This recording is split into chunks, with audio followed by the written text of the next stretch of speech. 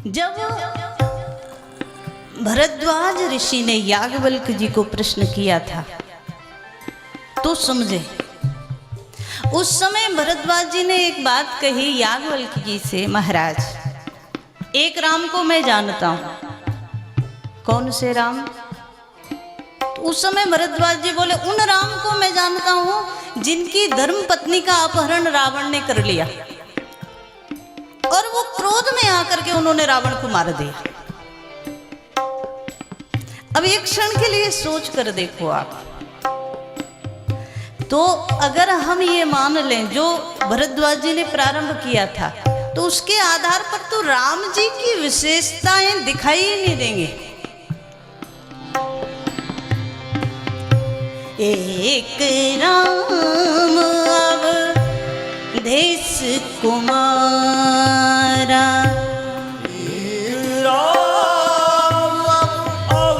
सभी लोग गए।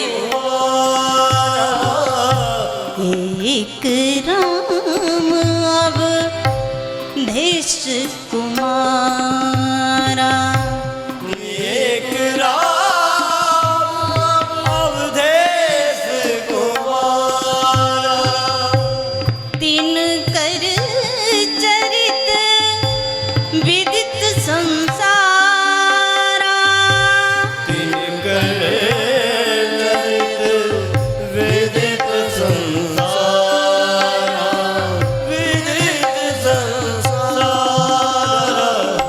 नारी विरह दुख लहेउ अपारा, नारी विरह दुख लहेउ अपारा, भयउ रोष रन रावण मारा, भयउ रोष रन रावण मारा, रावण मारा, नारी विरह दुख लहेउ अपारा, नारी विरह दुख लहेउ अपारा।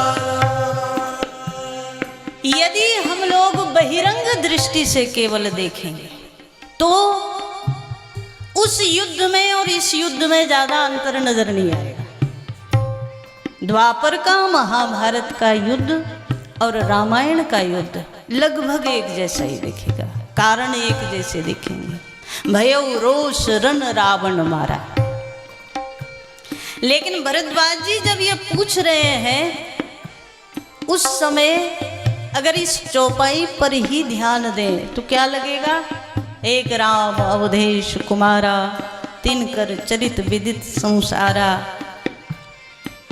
एक राम जो अयोध्या में अवतार लेकर आए, उनकी धर्मपत्नी का अपहरण रावण ने कर लिया और इस क्रोध में रावण को मार दिया।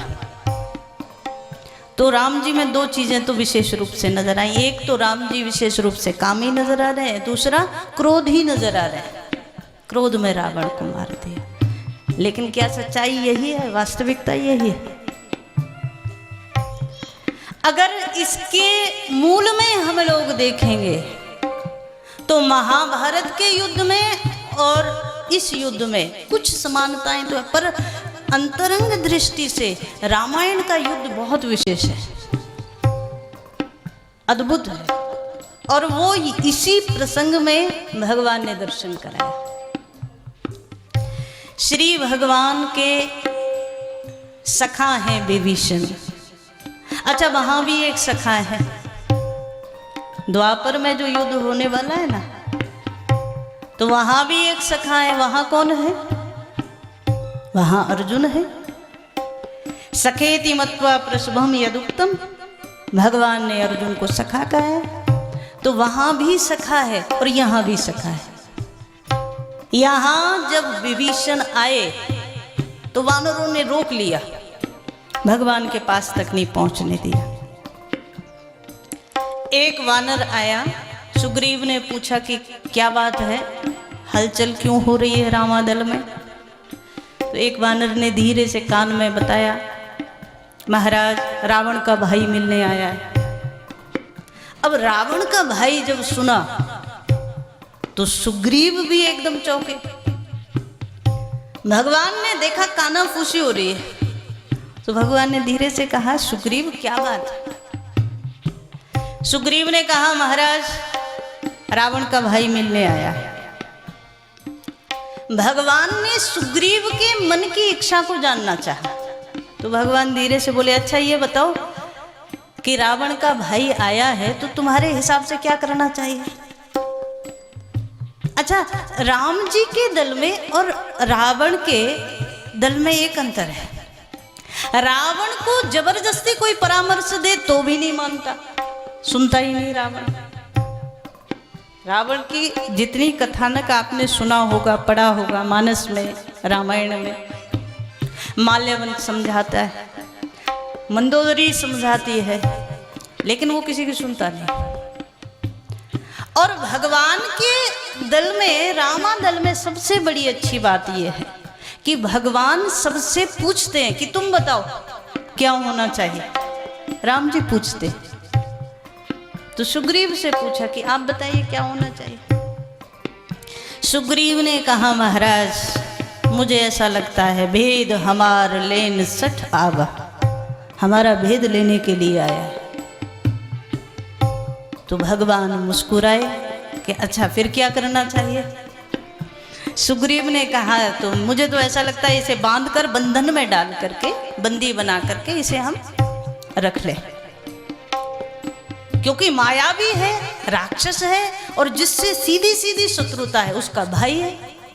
तो इतने कारण है, तो महाराज उसको बांध करके डाल दो। भगवान धीरे से हंसे, लेकिन मैंने तो सुना है कि वो शरण में आया है, और शरणागत कहूँ जेत जई निज अनुहित अनुमान।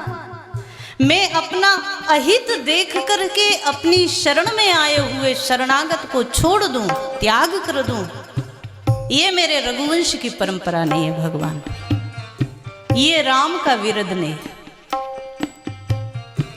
सुग्रीव ने कहा, महाराज वो हमारा भेद ले जाएगा। तो भगवान और जोर से हंसे। अच्छा सुग्रीव एक बात बताओ, मैंने कभी अपने आप में तुम में कोई भेद रखा है? तो सुग्रीव बोले, नाना आपने तो कभी भेद नहीं किया।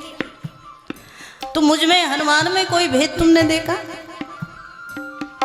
कहीं लक्ष्मण में और किसी और में भेद देखा? सुग्रीव बोले, महाराज आप तो समदृष्टि रखने वाले, आप किसी में भेदभाव क्यों करोगे? भगवान बड़ी जोर से हंसे। सुग्रीव, जब हमारी विचारधारा में ही भेद नहीं है तो भेद लेकर जाएगा कहाँ से? हमारी विचारधारा में भेद होगा, हमारे चिंतन में भेद होगा, तभी तो दूसरा ले जाएगा। जब हमारे चिंतन में ही, हमारे व्यवहार में ही भेद नहीं तो कहाँ से ले जाए?